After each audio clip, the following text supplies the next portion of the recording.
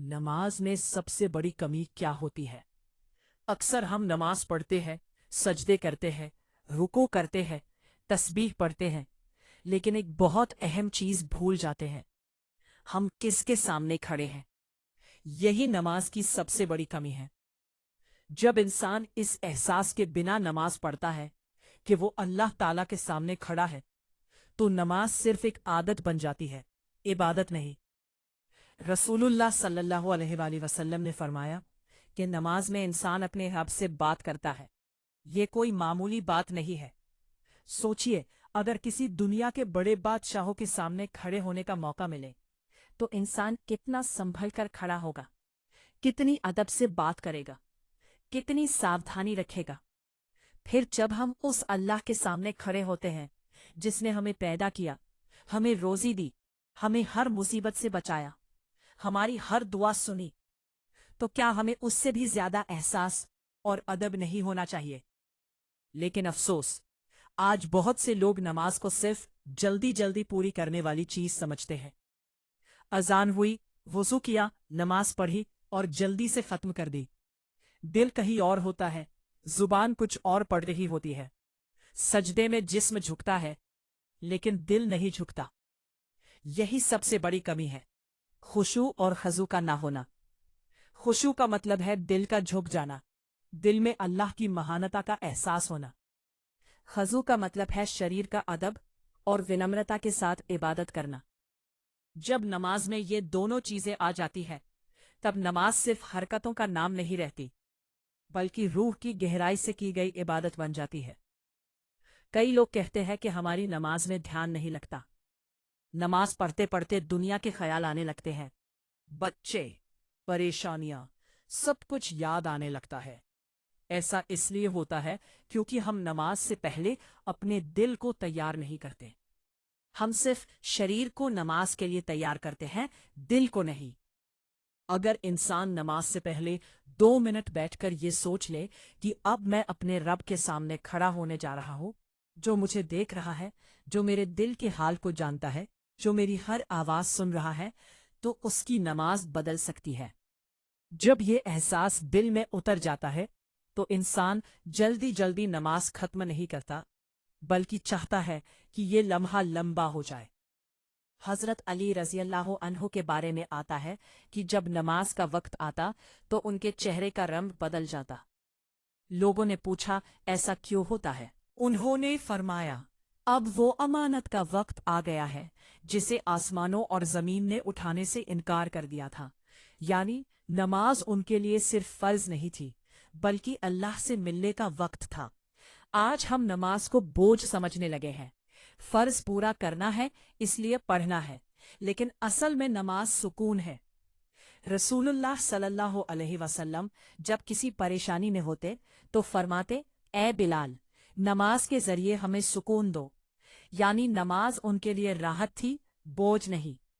जब दिल में अल्लाह की मोहब्बत कम हो जाती है तो नमाज भारी लगने लगती है, और जब दिल में अल्लाह की पहचान बढ़ जाती है तो नमाज सबसे प्यारी चीज बन जाती है।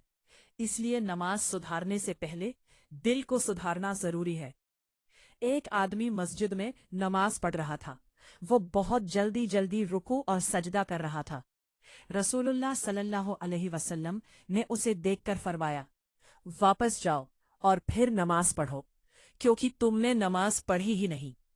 उसने दोबारा पढ़ी, फिर वही जवाब मिला। 3 बार ऐसा हुआ। फिर उसने कहा, या रसूलुल्लाह, मुझे सिखा दीजिए। तब आपने उसे इत्मीनान और ठहराव के साथ नमाज पढ़ने का तरीका बताया। इस हदीस से पता चलता है कि सिर्फ हरकतें पूरी कर लेना काफी नहीं, बल्कि सही एहसास और सुकून के साथ नमाज पढ़ना जरूरी है। आज बहुत लोग नमाज में मोबाइल की फिक्र करते हैं।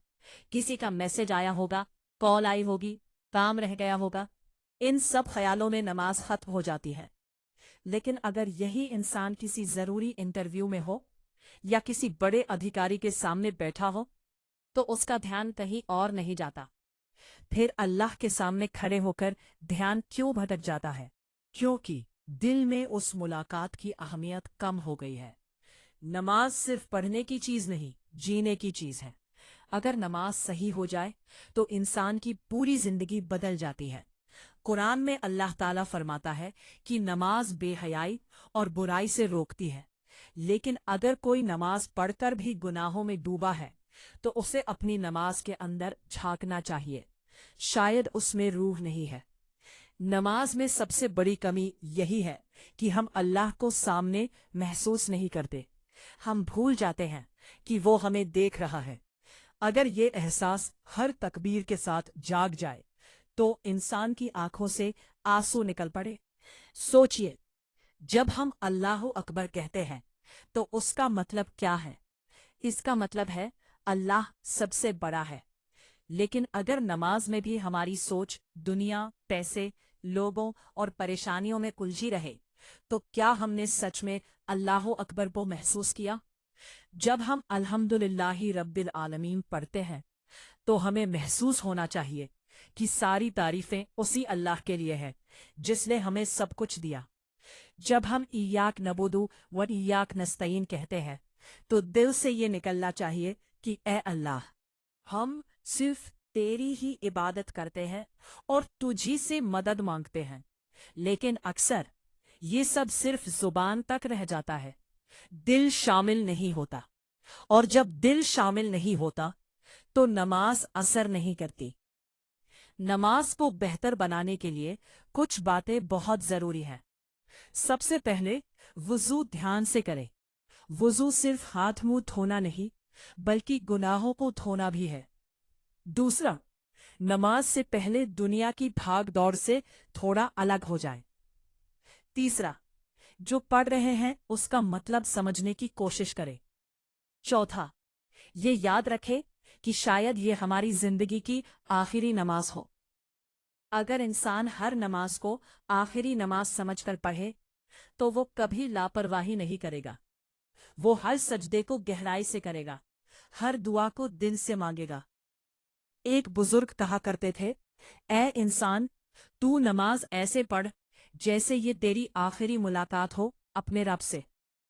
اگر یہ سوچ آ جائے تو نماز کا رنگ ہی بدل جاتا ہے۔ آج ضرورت اس بات کی ہے کہ ہم اپنے بچوں کو صرف نماز پڑھنا نہ سکھائیں بلکہ نماز محسوس کرنا سکھائیں۔ انہیں بتائیں کہ نماز صرف فرض نہیں، اللہ سے بات چیت ہے۔ جب بچہ یہ سمجھ جائے گا تو وہ نماز سے بھاگے گا نہیں بلکہ اس سے پیار کرے گا۔ ہم سب کو اپنے دل سے پوچھنا چاہیے، کیا ہماری نماز صرف عادت ہے یا سچ میں عبادت؟ کیا ہم اللہ کے سامنے کھڑے ہونے کا احساس رکھتے ہیں؟ کیا ہمارے سجدے میں دل بھی جھکتا ہے؟ اگر جواب نہیں ہے تو ابھی بھی وقت ہے۔ نماز کو بدلا جا سکتا ہے، دل کو جگایا جا سکتا ہے۔ اللہ بہت رحم والا ہے، وہ اپنے بندے کی ایک سچی کوشش کو بھی پسند کرتا ہے۔ اگلی بار جب آپ نماز میں کھڑے ہوں تو صرف ایک بات یاد رکھیں، اللہ مجھے دیکھ رہا ہے، سن رہا ہے، اور میں اسی کے سامنے کھڑا ہوں۔ یہی احساس نماز کو بدل دیتا ہے، یہی احساس انسان کو بدل دیتا ہے، اور یہی احساس دنیا اور آخرت دونوں کو سنوار دیتا ہے۔ اے اللہ، ہمیں نماز کی اصلی قدر، اس کا صحیح احساس، خشوع اور خضوع عطا فرما۔ ہماری نمازوں کو صرف عادت نہیں بلکہ ایسی عبادت بنا دے جو تجھے پسند آ جائے۔ ہمارے سجدوں میں سچائی، ہماری دعاؤں میں آنسو، اور ہمارے دلوں میں اپنی محبت پیدا فرما۔